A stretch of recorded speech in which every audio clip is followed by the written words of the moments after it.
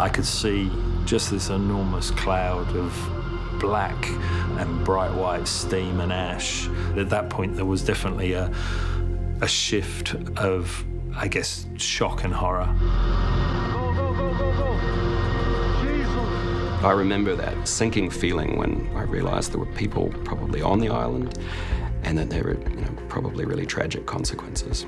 Holy crap. Oh my God. When New Zealand's White Island volcano erupted on December 9 last year, there were 47 people trapped in the crater. Look at the boat. Oh no. Horrified sightseers were the first on the scene. So people was quiet, very quiet. Some people was screaming, some people was crying. There was no second guessing, no hesitation. We kind of got to the victims and started helping them, putting on gas masks, giving them water, putting them in a recovery position, making them as comfortable as we can, just reassuring them that we are there to help, and we are going to get you off the island, and you're not alone. Tonight on Four Corners, the extraordinary efforts by ordinary people to rescue the victims of the White Island disaster. We investigate how much tourists were told and understood about the dangers of visiting New Zealand's most active volcano. And we examine whether more could have been done to prevent this tragedy that's left 21 people dead and many others with lifelong traumatic injuries.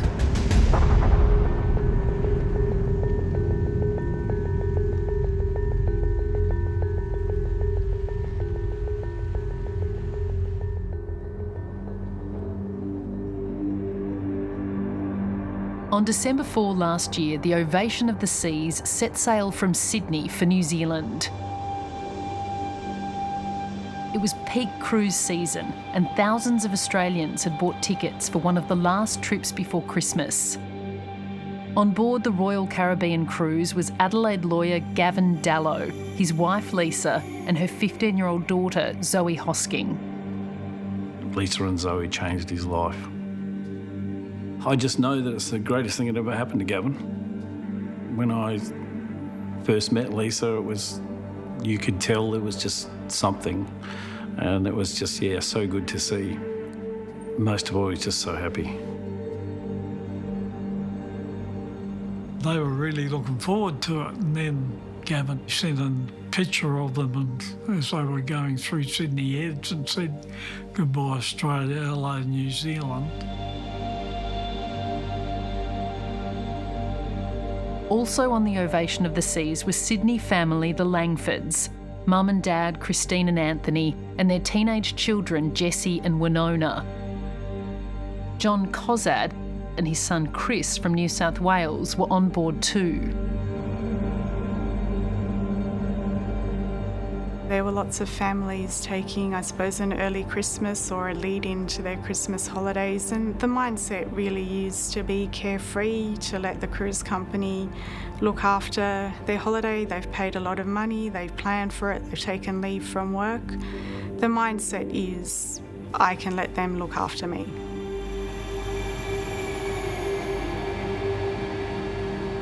One of the highlights offered to passengers was a day trip to visit White Island volcano. Gavin just happened to mention that he was going to White Island because he knew it was on my bucket list because I wanted to go there. He didn't say not to tell anyone, but as it turned out, I was the only person in the family that he'd sort of let know. They were provided with a brochure that was branded with Royal Caribbean branding. They would have been provided with a ticket, also branded with Royal Caribbean branding. And they were told in the brochure that all they needed to do if they were attending this tour was to wear enclosed shoes. The brochure promised tourists could get close to the drama. It said gas masks help you get near roaring steam vents, bubbling pits of mud, hot volcanic streams, and the amazing lake of steaming acid. They were told to think about whether they were okay with doing a strenuous walk. People in wheelchairs were told that it probably wasn't a good idea for them to go on the island. But generally, all they were told is this was an adventurous, fun thing to do and just to wear enclosed shoes. What were they told about the risks and the risk of an eruption? Nothing. Absolutely nothing. Tourism New Zealand promoted White Island to Australian travel agents as one of the country's hidden gems. White Island is an active volcano. It's a cone volcano. It's the type of volcano that a kid would draw at school. It's a typical, regularly erupting active volcano. The different thing about White Island is most of it's underwater. So the tip of the island only is poking out through the ocean.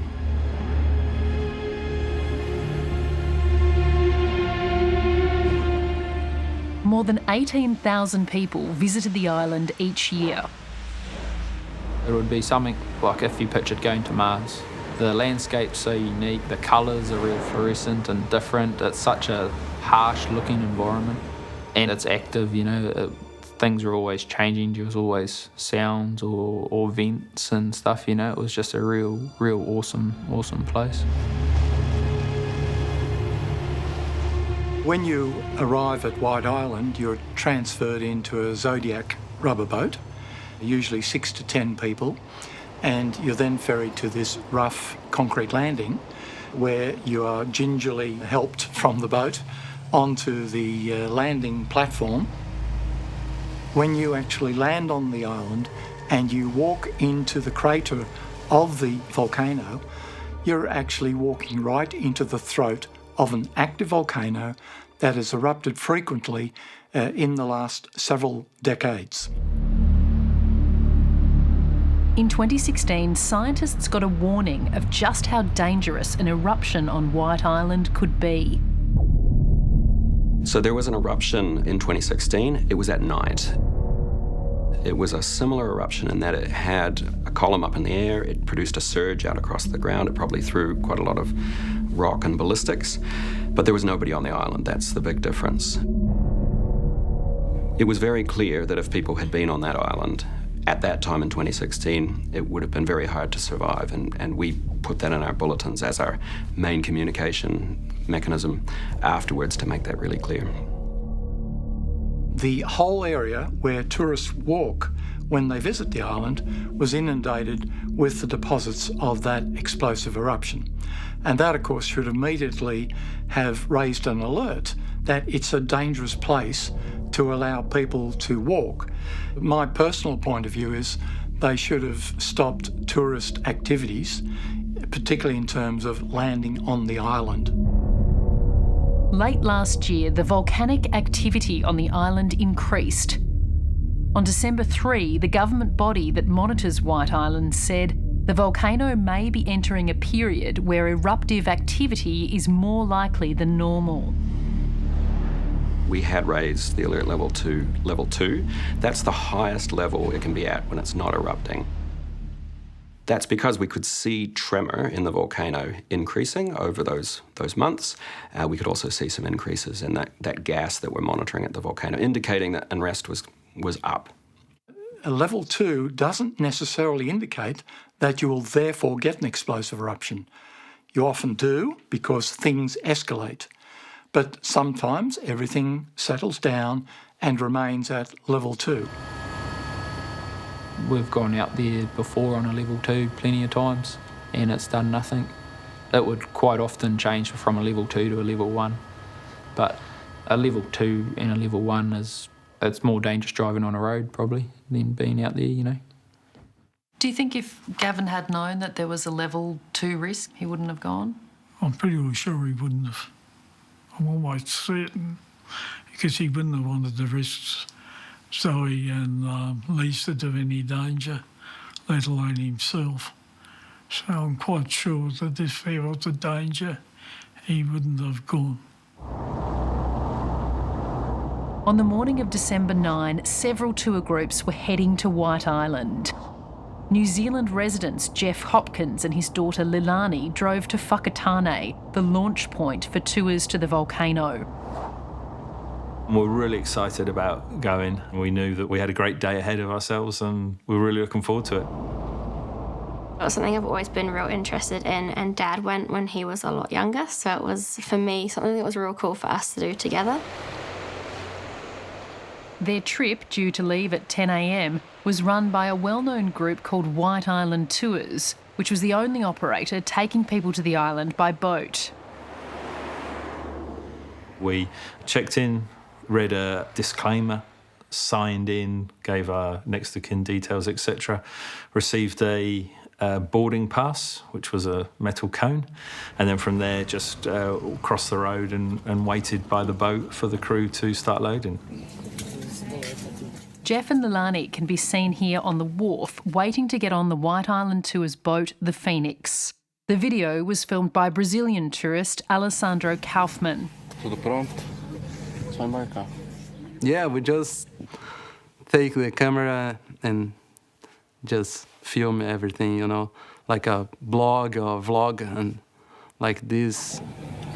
Morning. Morning. Thanks, guys. Morning. Alessandro was on the tour with his wife, Eileen. Morning. Yeah, it was like just excitement to get there and to see how it is.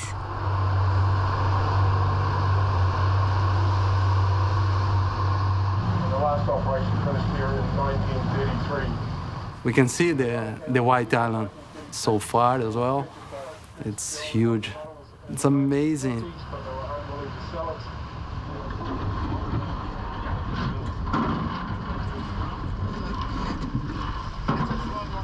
can see what we're going to do next. We're going to pull along beside the old jetty there. When we first got on the island, there was a brief safety briefing, and it was very, very brief. It was just, don't touch anything, don't take anything, stay on the path, and stay in between the tour guides. So that was kind of about it. What were you told about what to do in the event of an eruption? So there was no safety briefing about what to do in an eruption. Lilani and I talked with the guide a little while later as we were on our tour, and then we talked a little bit about eruptions and what to do in eruptions. So it wasn't to the group, it was just between the three of us. Had they explained to you at all what to do if there was some sort of incident like an eruption? I don't really remember that. So I don't remember an explanation about it. Alessandro kept filming as the tour guide warned about getting too close to the steam. It is about 100 degrees to well over 300, so it does get very hot. Photo opportunity out there as well. You'll notice there's an area where there's a bit of bubbling water. Please don't go too close to it because it is undercut. Not quite sure where it sort of ends up under our feet, and you may need to use your mask up there, okay? Now if you do get engulfed by the steam, just basically turn your back to it, and if you need to, you can just crouch down. The tour really just kind of took us up on a meandering path up to the crater, past various sulphur deposits and vents, etc. It's very rugged and grey as rocks are, but then that's intermingled with the beautiful yellows of sulphur crystals, whites, and then some of the streams that have got green and brown and red algae.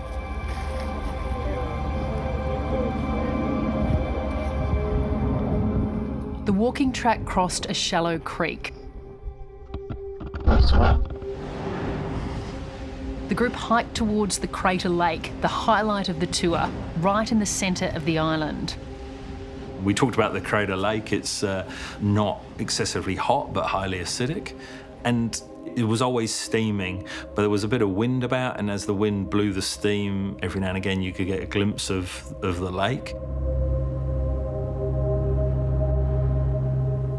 Did you feel at any point like there was a risk that the volcano could erupt? Yeah, sure. I think all the time, I think in this risk,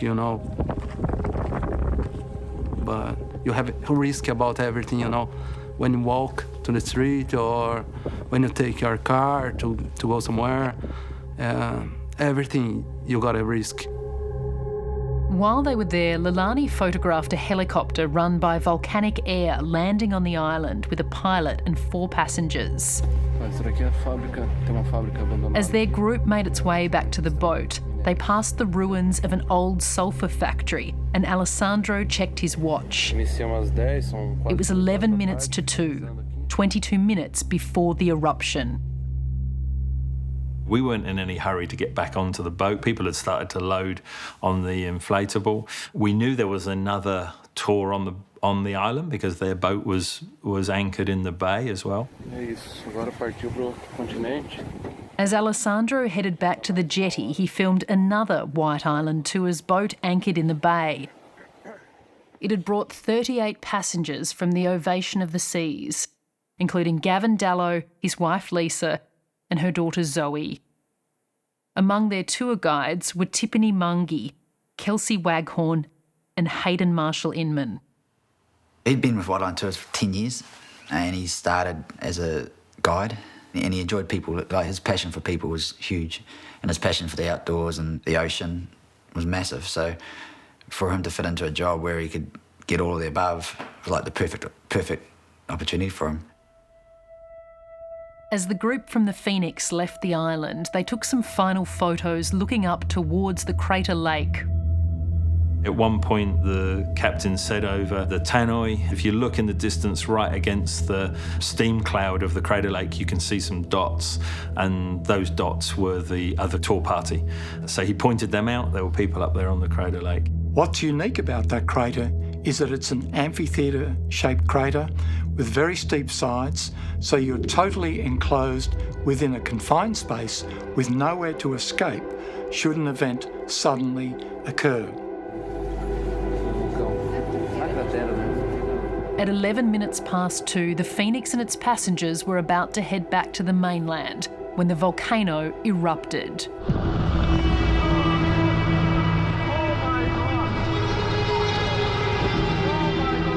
As I turned around, I could see over the top of the canopy as I looked up just this enormous cloud of black and bright white steam and ash. Quite beautiful, but just towering, I don't know, a few hundred metres up into the sky. And instantly, I knew it was erupting. But just in that second, there was just something that was quite beautiful about it. These first pictures were filmed by the passengers as their boat headed away from the island.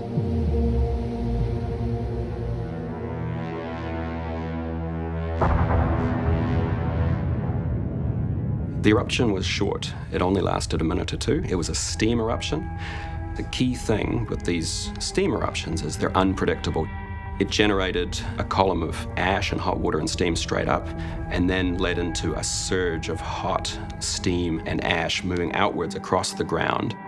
It also looks like it had some flying rocks, some what we call ballistics, coming through the air as well.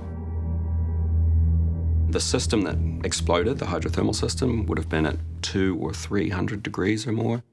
There was no opportunity to provide the tourist with a warning that there was an impending eruption. And given that the debris is flying through the air at speeds of up to 100 metres per second, that means that people would have had no warning and no opportunity really to seek any safety. On the Phoenix, awe quickly turned to horror.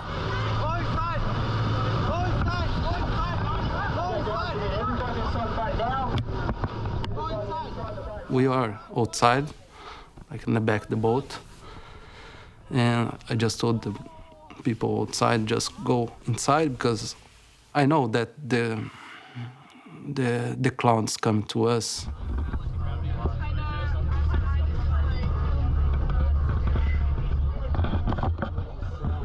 There was a rolling ash cloud that came up to the top of the cliff, and as it tumbled over the cliff and as it tumbled down to the cliff, kind of came out and started to come out to the sea. That completely obscured the whole island. I'd never seen anything like it. But at that point, there was definitely a shift of I guess shock and horror. Unbelievable. Unbelievable. Were there people still on the island? Man. Were there people still on the island? Yeah, there were. Jesus. Oh, man. I'm shocked. Oh, look. Oh. Everybody sat down, and I think at that stage was when reality was really kicking in, that we knew there were other people on the island. 47 people, including 38 passengers from the Ovation of the Seas, were still on the island. After escaping the ash cloud, the captain of the Phoenix turned back to the jetty to help. Look, look at the boat.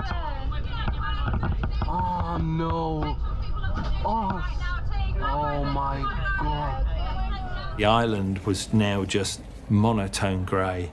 There was no colour to it at all. It was as if someone had taken a can of undercoat spray and just sprayed everything. The other tour group's boat that was anchored, again, was completely and perfectly evenly covered in ash. Somebody laying in the water. Holy crap, man. Covered in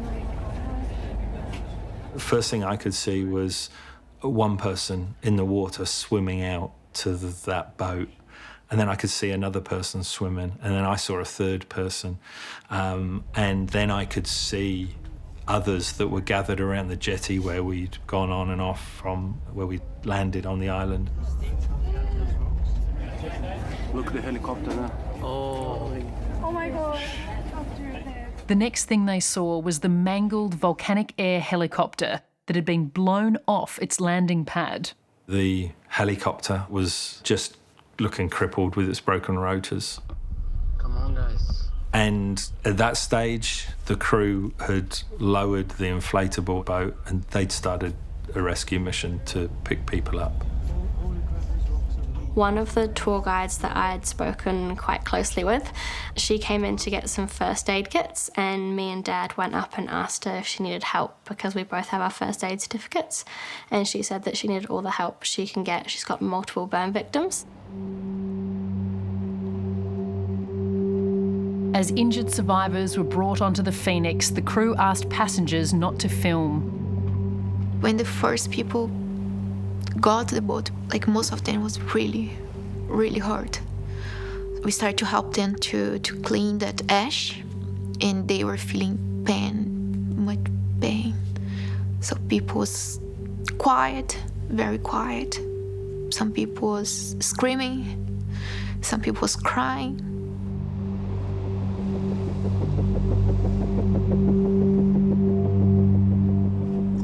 First thing that I saw was a survivor came on the back of the boat, and she was just like burnt like I've never seen burns before. Some were just in t-shirts and shorts, so their whole arms were burnt or their legs were burnt, and really all we could do was just try and cool them with fresh water.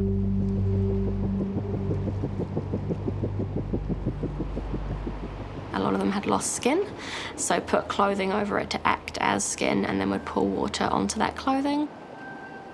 And then once we had, I guess, cooled people's burns, I cleared eyes and airways. People had ash in their mouths. It was a case of keeping people from going in and out of consciousness, people going in shock. One of the first people brought on board was Kelsey Waghorn, the White Island Tour's guide, who survived with terrible burns. She had severe burns to her hands, her arms, her legs, due to, I guess, her clothing.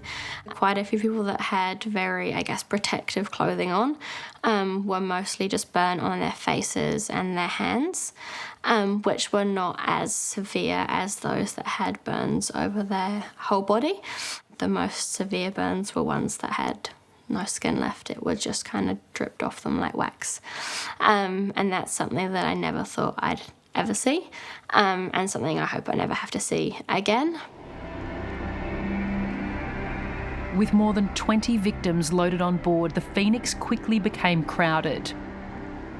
I ended up at the front of the boat with 6 of the most critical, and these were led out on the floor, in and out of consciousness, eyes shut, not really making any sound at all, as opposed to, I guess, the ones at the back, which were more screaming, crying, and there was a real mixture in there. Jeff was on the front of the boat with American Lauren Urey. She was on her honeymoon with her husband Matthew. They were both seriously injured but survived. She was in so much pain. She was burnt pretty much across most of her body. She was then starting to drift in and out of consciousness. She really became my sole focus. She asked me not to leave her, and I promised I wouldn't. And that became, I wasn't going to break that promise. That's where I stayed.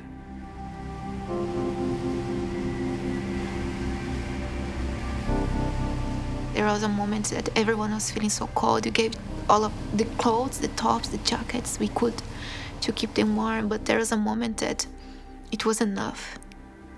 It was enough. They were feeling so cold. They were losing temperature. So what I could do was hug them, trying to warm up with the arms and their body. And I think it may make them alive, maybe. Another victim brought onto the Phoenix was 72-year-old Australian man John Kozad, who'd been on the volcano tour with his son Chris. I remember this elderly guy, and he was really worried with his son. He was the person who was most worried about, and he was feeling cold, and he was starting to get purple and really, really quiet. I was so worried. I just hugged him and gave what I could do at that moment till we got the coast. I did it. And I saw after he was coming back, his color, I think it helped. John survived, but his son Chris died later in hospital. It seemed like eternity to get the coast again because it was really far. The island is far from the coast. People on the mainland saw the eruption, but they had no idea the horror that was unfolding. Tour guide Hayden Marshall Inman's brother Mark could see the volcano from his home. I think the first contact I had was from my wife, and she could see some smoke. She said, "What's going on? Is that White Island?" And I said, "What do you mean?" She said, "I can see smoke. Is that white?" And I said, "Oh, I'll have a quick look." I made a few phone calls, firstly to my dad. Did Hayden go to work today? That was one of the first things, you know. And we both couldn't get hold of him. We just made the assumption that he had gone, which he had. And he'd gone as a guide rather than a skipper this day.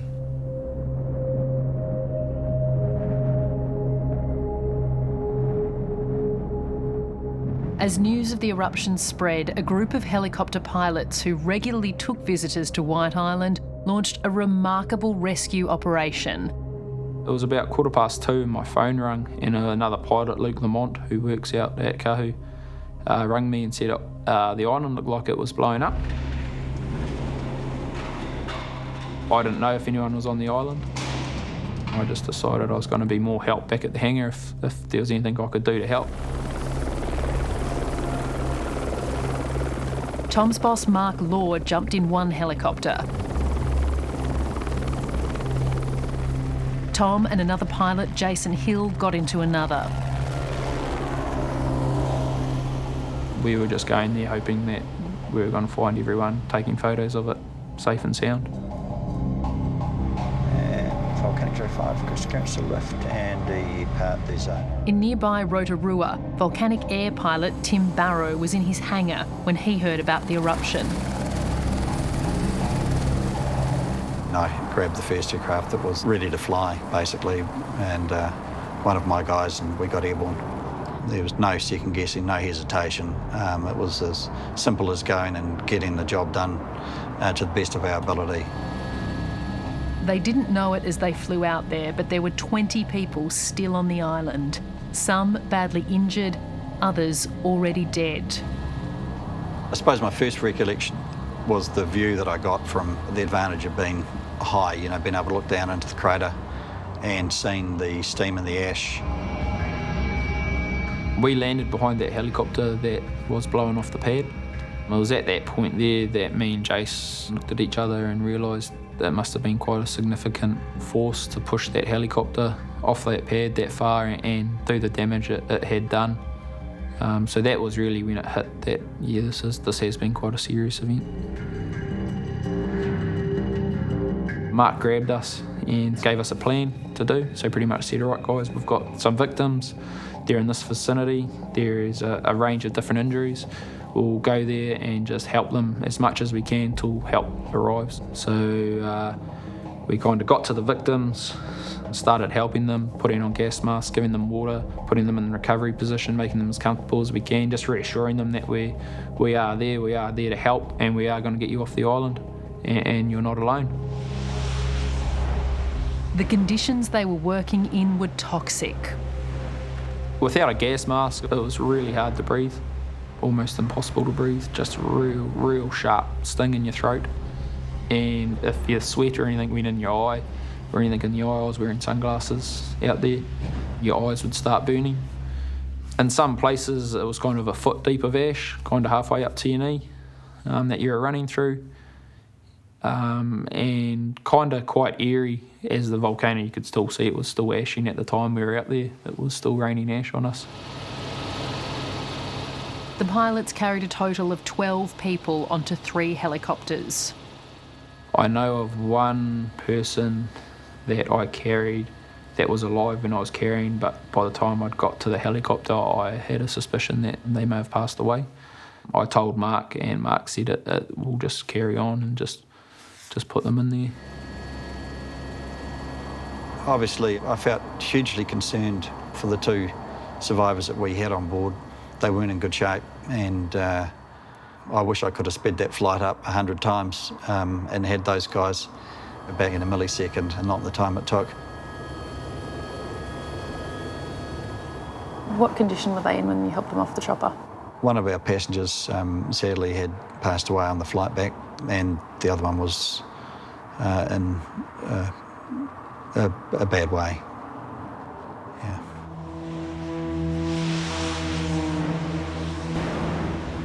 Despite the risk of another eruption, Tom stayed on the island to search for more survivors. As he ran down the creek towards the sea, he found the body of tour guide Hayden Marshall Inman. To be honest, it was no surprise I come across Hayden's body. If anyone was going to be left on the island, it was going to be Hayden. I kind of ran down to him and pulled him out of the creek and just propped him up on a rock. And at that stage I thought, right, we'll start running around and see if we can find any more people. Further up the creek, Tom found the body of another guide, Tiffany Mungie. What was pretty obvious is that the first group of people we had found, there was already a first aid kit there opened. So we're 100% certain that Tiffany and Hayden actually come across that group and helped them and started offering them first aid. And I think a huge part of us being able to find those people still alive was because of those 2 guys' actions. There were 5 other bodies nearby. I found 2 girls that were there at the time. Unfortunately, they passed away not long after I'd found them. So we just made them comfortable as we could. And it wasn't until we were coming back along by the factory that we found another victim across the creek from us. And so we crossed the creek and went up to that victim. Unfortunately, they were passed away. That was 17-year-old teenager Winona Langford. She'd been on the tour with her parents Christine and Anthony and brother Jesse. Only Jesse survived. Finally, search and rescue paramedics arrived by helicopter and landed near the jetty. I talked to a medic there, explained to them where I'd place the bodies. That we had 8 victims that I knew of at the time that were all deceased. I didn't know if anyone else was on the island at that point. I could just identify the 8 that we'd come across. It was at that point that we were then instructed to leave the island. When the injured survivors arrived at the mainland, they were met by emergency services. There was everyone you could ever imagine. There were doctors, there were fire, there were ambulance, there was Coast Guard, and they were getting us to help them with those who were most critical, and then getting them off the boat. Those that could walk were walked, the rest were on stretchers. Mark Inman was still waiting for news of his brother Hayden. That first boat arrived and Hayden wasn't on it. And obviously a lot of his friends were in the crew. And one of the skippers actually said that Hayden didn't get on the boat. He's not on the boat, he's supposed to be on this one, and he's not there. And in that meantime, we'd heard from the pilots that they're pretty sure Hayden hasn't made it. At the moment, our priority is to ensure every single one of our guests and crew is accounted for. On board the cruise ship, the Ovation of the Seas, families were waiting for their loved ones to return from the day trip to White Island. Hours passed before they found out what had happened. There are accounts of people who only found out about this tragedy through a panicked phone call from a family member back in Australia saying, turn on the TV and look at what's happened on White Island. The accounts I've heard are that the staff members did not communicate, and when they were confronted about it, they told the family members to sit in a room for an extended amount of time with no information, and wasted precious hours that they could have been using to see their family members in hospital before a lot of them did pass away. Gavin Dallow, his wife Lisa and her daughter Zoe were among those who hadn't returned to the cruise ship. As we go to air tonight, at least 27 people are missing after a volcano erupted off the coast of New Zealand. One person has been confirmed dead, but authorities... Well, we were watching the 6 o'clock news and they said about it. New Zealand's most active volcano exploding. And then our nephew rang and said that he knew he was on the island. So the first instinct, of course, was to dial his mobile phone, but several times, but we didn't get an answer naturally, so we knew there was something up. We knew Gavin was on the island, we knew Zoe was on the island, we knew they were in the shore party. We were told that by the authorities in New Zealand. So we knew they were in that party, but you have no idea who got off or who didn't and who was burnt and who had been injured and all those sorts of things, so you had no idea. You just knew they were there. We were holding out hope that he might be in hospital, but that was in vain. I think in the back of our minds we knew something was really wrong, and on Saturday they rang us to say that he had been officially identified, and from then on it was just a matter of bringing him home. There were 8 bodies still left on the island. The effort to rescue them was delayed because of fears of another eruption. We were sort of almost assured that, don't worry, we've put them somewhere and we're heading back. And then when that call was made not to go back,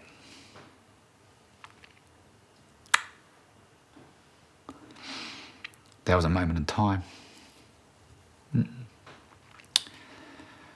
That changed everything. Yeah, that moment in time meant we'd never see him again.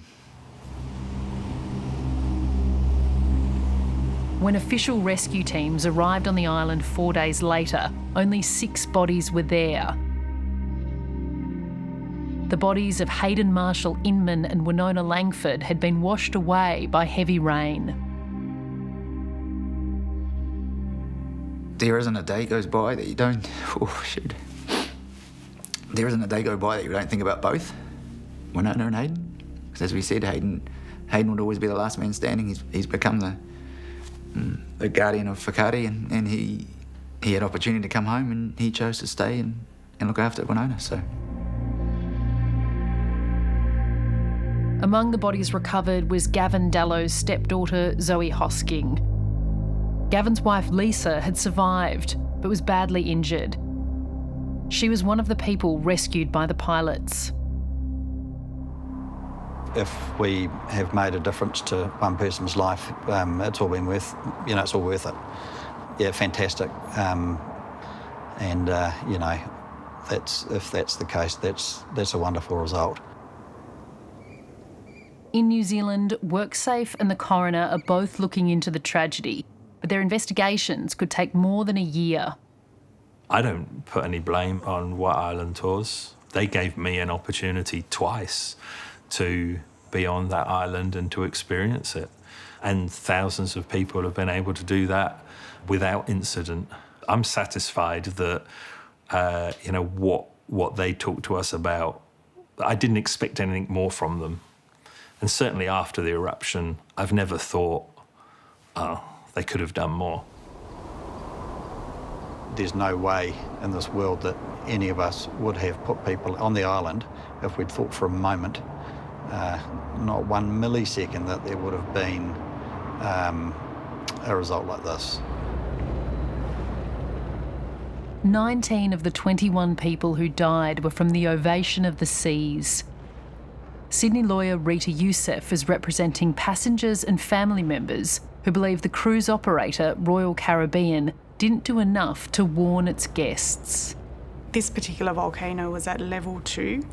At the very least, Royal Caribbean, which held itself out to be responsible for this tour, should have been monitoring this and communicating with participants as to the risk and giving them the choice, an informed choice, to decide not to go because of this risk.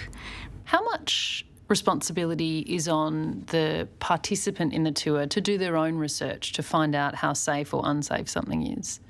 I would say none.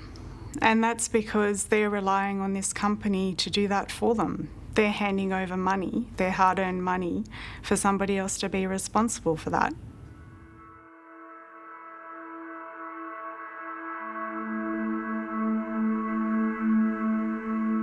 For many families, the grief is still very raw. I think we're probably like anybody in the same situation. We're having our moments.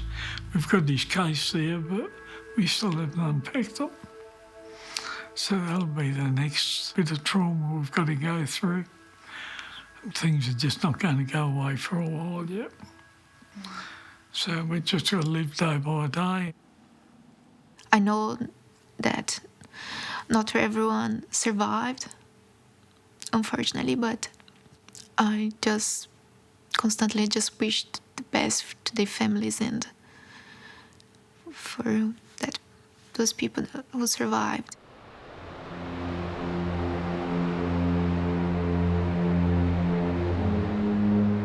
What the rescuers saw that day will stay with them forever.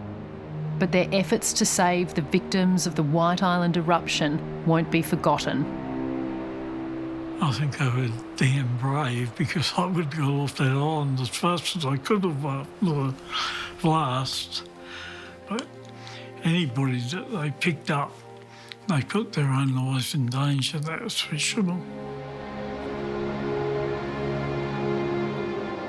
I just hope that if I was ever, or any of my family members were in that same situation, someone would do the same for them. Yeah, and just hope that they've got a bit of reassurance that we were there to help them, and we tried our best to make them as comfortable and as peaceful as we could. I'm just so glad they did what they did. Absolute bloody heroes. And, and I hope for their sake that what they've seen doesn't haunt them for a long, long time.